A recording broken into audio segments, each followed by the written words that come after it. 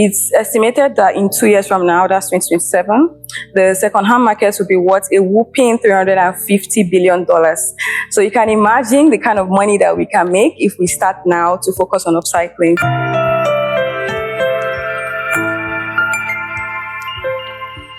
My name is Malissa Onojo, and I'm a fashion designer that is very passionate about the environment. A lot of people see waste as a problem, but for me, it's an opportunity to be innovative and to express myself creatively as a designer.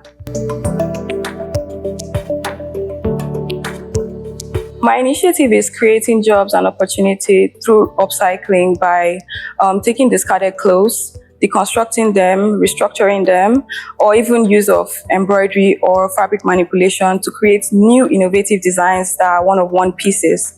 Now, if you look at that, you see that every stage we're creating job opportunities, from the marketers to the artisans that work on these clothes and the means that we use to put these products out there. It's estimated that in 2 years from now, that's 2027, the second-hand markets will be worth a whopping $350 billion. So you can imagine the kind of money that we can make if we start now to focus on upcycling. So it's an opportunity for me and you not to just provide an environmental solution, but to improve economic growth in our country.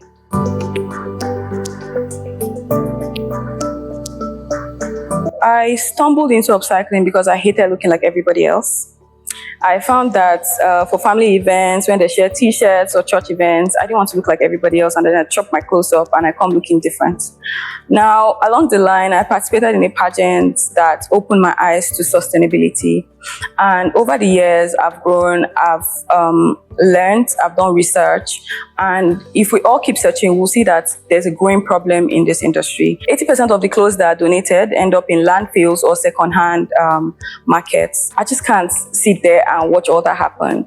I just need to contribute my quota in bridging that gap. And for me, upcycling as a designer is how I bridge that gap.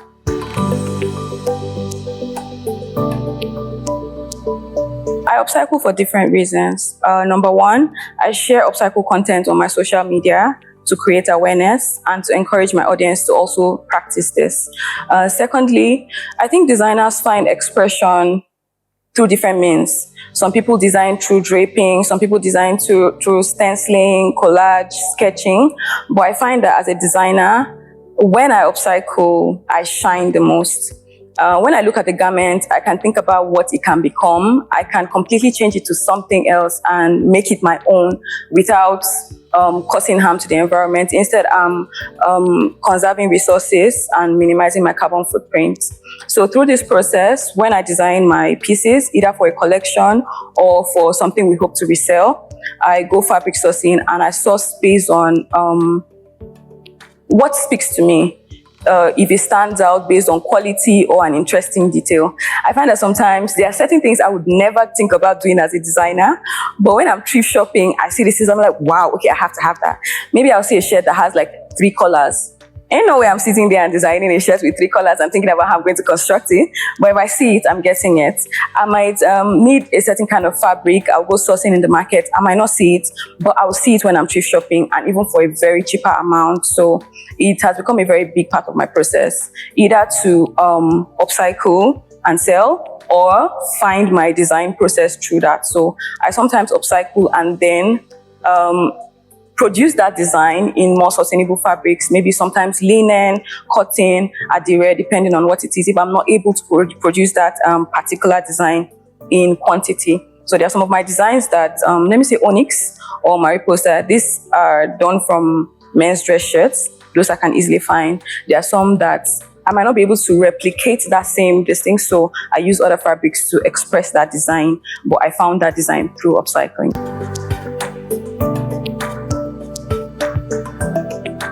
Upcycling has opened so many doors for me, from training in secondary schools, which I really love, to hosting workshops. But I think the most outstanding one for me would be my recent project in collaboration with Wonder Woman Nigeria for their partnership with Institute of France in Nigeria. They hosted an event in celebration of their Institute Vet inauguration, where we worked with ladies from the IDP camp and we showcased 28 pieces of upcycled clothing on the runway in partnership with these IDP women. So this was a great opportunity for me. And if not for cycling, I mean, how would I have gotten that? So I'm really proud of that.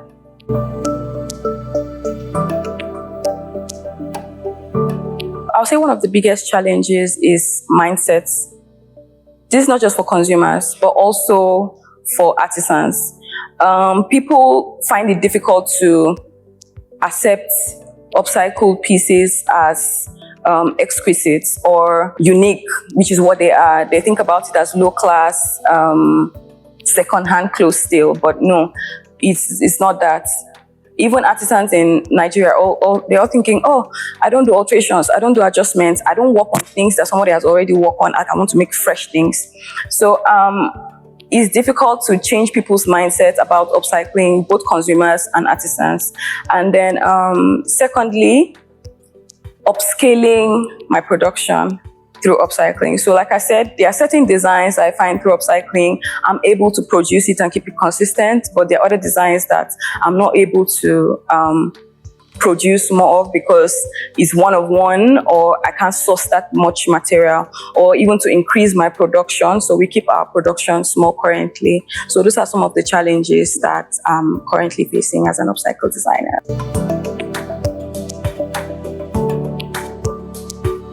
I definitely think that, and which is one of the reasons I focus on upcycling, because it's a way to conserve resources, right? Instead of tapping into the new ones or the things that have not been used, we can use the existing ones to keep making new designs. Now, research has shown that if for the next 300 years, nobody makes any new clothes, nobody's going to be naked.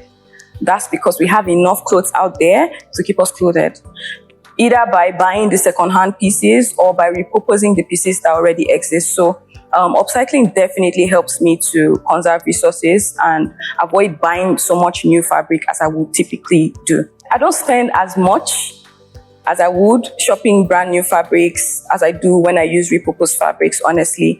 And for some kind of fabrics, let's say tweed or linen, is expensive to buy. If you want to buy, maybe you buy 1 yard for like 4,500, starting at 4,500. Some people sell up to 6,000 naira.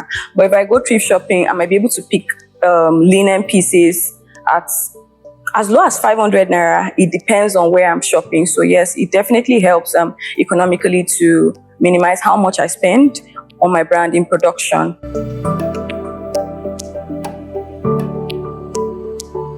I've been nursing an idea that converts textile waste into a final product.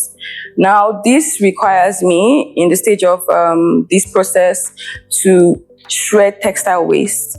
I'm in different groups that focus on sustainability, and I ask around, do some research, and I'm unable to find a textile shredder in Abuja.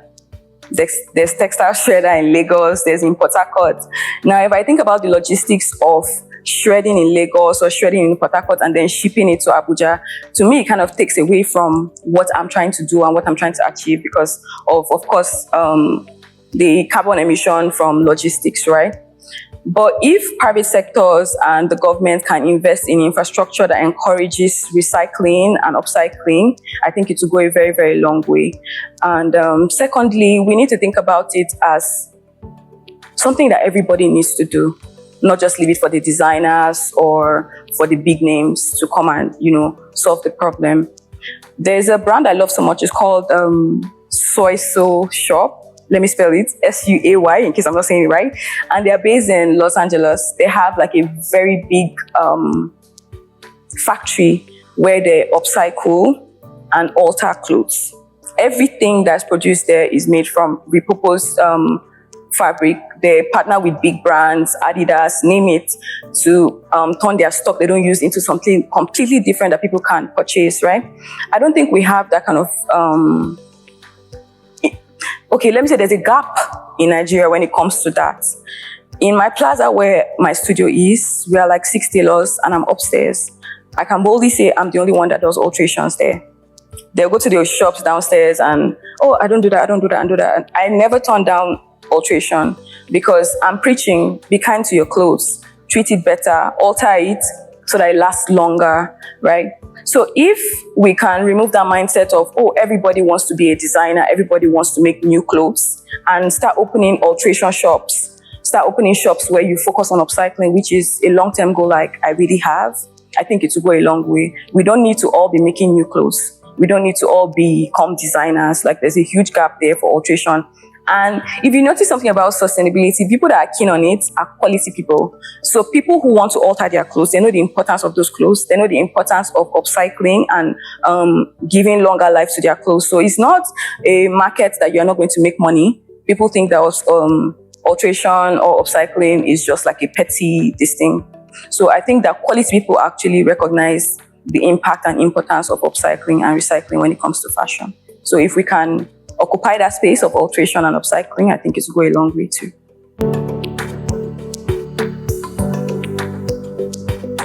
Individuals can support sustainable fashion by patronizing brands like me that prioritize sustainability and ethical production and all of that. And also by being aware the impact of fashion on the environment and our choices as well. Apart from that, we should definitely be kinder to our clothes.